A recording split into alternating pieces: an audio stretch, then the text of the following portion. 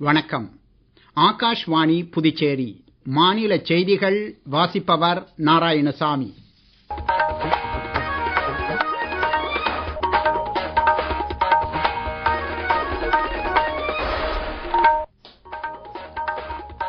தலைப்புச் செய்திகள். முக்கிய கனிமங்கள் மற்றும் தொழில்நுட்பங்களின் விநியோகத்தில் உலக நாடுகளுக்கு இடையே கூடுதல் ஒத்துழைப்பு தேவை என்று பிரதமர் திரு நரேந்திர மோடி வலியுறுத்தியுள்ளார். இந்தியாவின் பாதுகாப்பு உற்பத்தித் துறை அநேகமாக சுயசார்பை எட்டிவிட்டதாக பாதுகாப்பு அமைச்சர் திரு ராஜ்நாத் சிங் கூறியுள்ளார். வரவிருக்கும் மக்கள் தொகை கணக்கெடுப்பின் போது மக்கள் தங்களை பற்றிய விவரங்களை தாங்களே பதிவு செய்ய சிறப்பு பிரத்யேக இணையதளம் அமலாக உள்ளது. புதுச்சேரியில் நேரடி தேர்வு மூலம் தேர்ந்தெடுக்கப்பட்ட 49 தீயணைப்பு வீரர்கள் மற்றும் 10 தீயணைப்பு வாகன ஓட்டுநர்களுக்கு முதலமைச்சர் திரு ரங்கசாமி இன்று நியமன ஆணைகளை வழங்கினார். இனி விரிவான செய்திகள். எந்த ஒரு நாடும் முக்கிய கனிமங்கள், தொழில்நுட்பங்கள் மற்றும் பொருள் விநியோகத் தொடர்களை ஆயுதமயமாக்க கூடாது என்று பிரதமர் திரு நரேந்திர மோடி கூறியுள்ளார். எகிப்து நாட்டின் ரியோ டி ஜெனிரோ நகரில் பிரிக்ஸ் உச்சிமாநாட்டின் புறவீச்சு அமர்வு ஒன்றில் உரையாற்றிய அவர், முக்கிய கனிமங்கள் மற்றும் தொழில்நுட்பங்களில் உலக நாடுகளுக்கு இடையே கூடுதல் ஒத்துழைப்பு தேவை என்றும் இது தொடர்பான பொது விநியோக சங்கிலியில் நெகிழ்வுத்தன்மையை மேம்படுத்த வேண்டியது அவசியம் என்றும் கூறினார். பிரதமரின் உரை குறித்து கூடுதல் விவரங்கள்.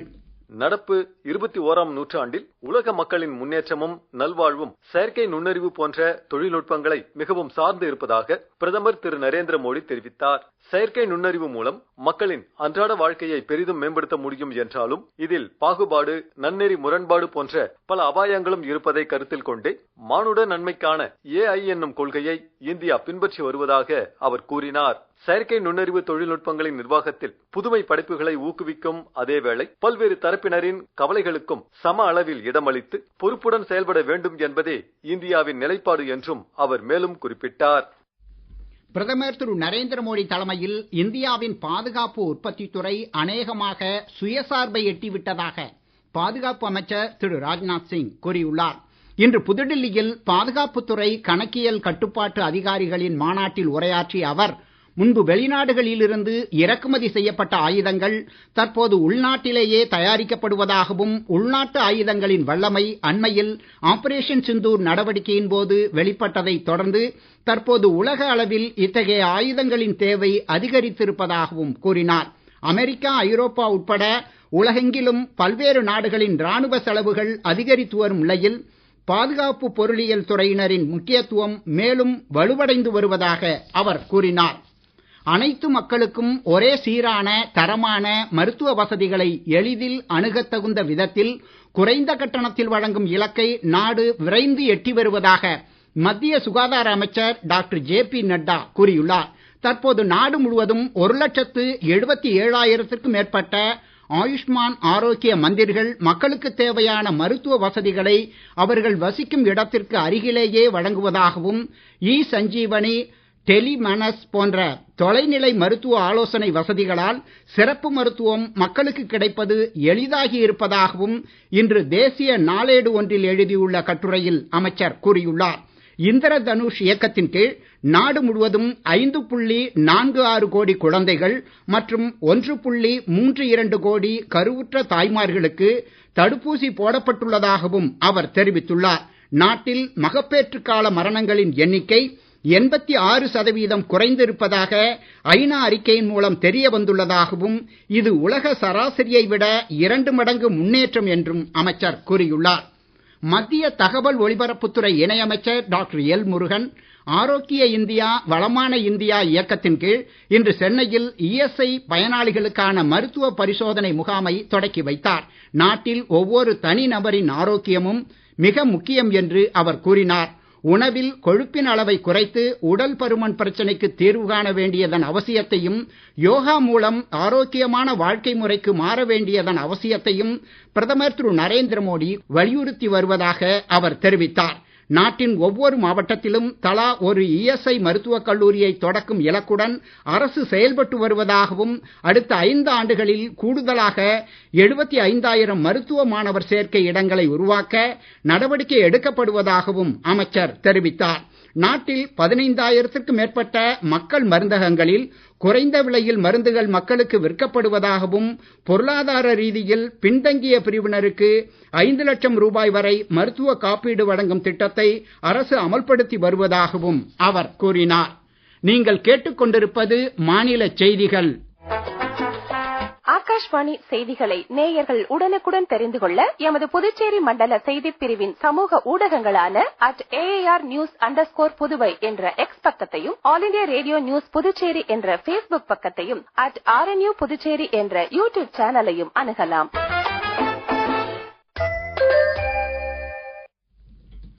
வரவிருக்கும் மக்கள் தொகை கணக்கெடுப்பின் போது மக்கள் தங்களை பற்றிய விவரங்களை தாங்களே பதிவு செய்ய ஏதுவாக சிறப்பு பிரத்யேக இணையதளம் ஒன்றை அரசு செயல்படுத்த உள்ளது. 2027ஆம் ஆண்டு மக்கள் தொகை கணக்கெடுப்பின் 2 கட்டங்களிலும் இந்த வசதி கிடைக்கும் என இந்திய மக்கள் தொகை கணக்கெடுப்பு ஆணையர் மற்றும் தலைமை பதிவாளர் சமூக ஊடக பதிவுகளில் தெரிவித்துள்ளார்.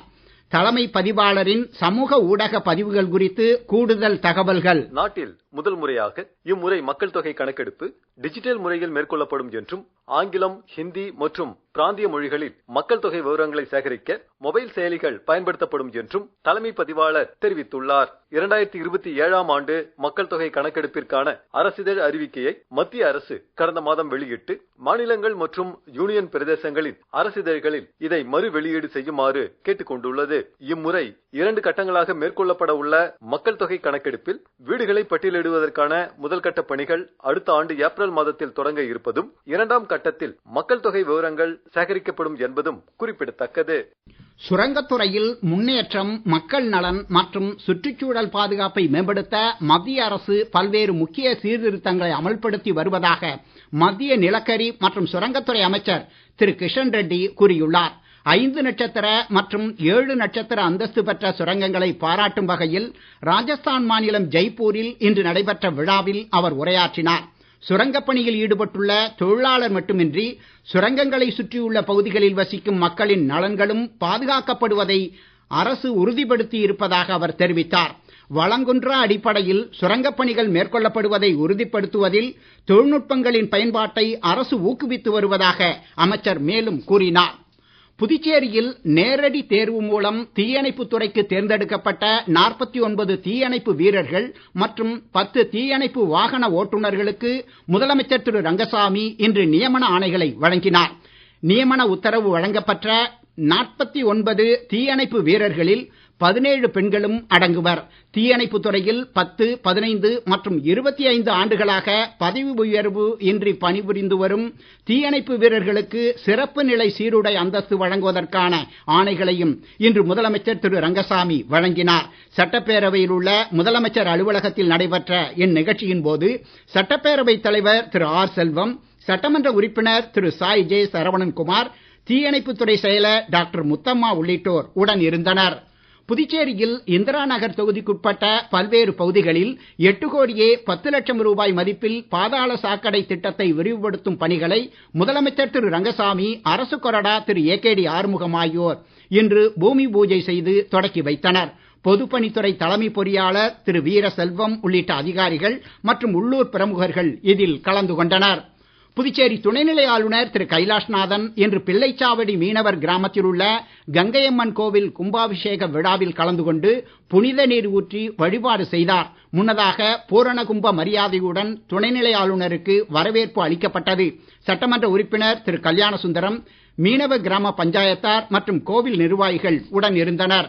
மேற்கு திசை காற்றின் வேக மாறுபாடு காரணமாக வரும் 13ஆம் தேதி வரை தமிழகத்தில் ஓரிரு இடங்களிலும் புதுச்சேரி காரைக்கால் பகுதிகளிலும் லேசானது முதல் மிதமான மழை பெய்யக்கூடும் என சென்னை வானிலை ஆய்வு மையம் தெரிவித்துள்ளது. மீண்டும் தலைப்புச் செய்திகள். முக்கிய கனிமங்கள் மற்றும் தொழில்நுட்பங்களின் விநியோகத்தில் உலக நாடுகளுக்கு இடையே கூடுதல் ஒத்துழைப்பு தேவை என்று பிரதமர் திரு நரேந்திர மோடி வலியுறுத்தியுள்ளார். இந்தியாவின் பாதுகாப்பு உற்பத்தி துறை அநேகமாக சுயசார்பை எட்டிவிட்டதாக பாதுகாப்பு அமைச்சர் திரு ராஜ்நாத் சிங் கூறியுள்ளார். வரவிருக்கும் மக்கள் தொகை கணக்கெடுப்பின் போது மக்கள் தங்களை பற்றிய விவரங்களை தாங்களே பதிவு செய்யும் சிறப்பு பிரத்யேக இணையதளம் அமலாக உள்ளது. புதுச்சேரியில் நேரடி தேர்வு மூலம் தேர்ந்தெடுக்கப்பட்ட 49 தீயணைப்பு வீரர்கள் மற்றும் 10 தீயணைப்பு வாகன ஓட்டுநர்களுக்கு முதலமைச்சர் திரு ரங்கசாமி இன்று நியமன ஆணைகளை வழங்கினார். இத்துடன் இந்த செய்தி அறிக்கை நிறைவு பெறுகிறது. வணக்கம்.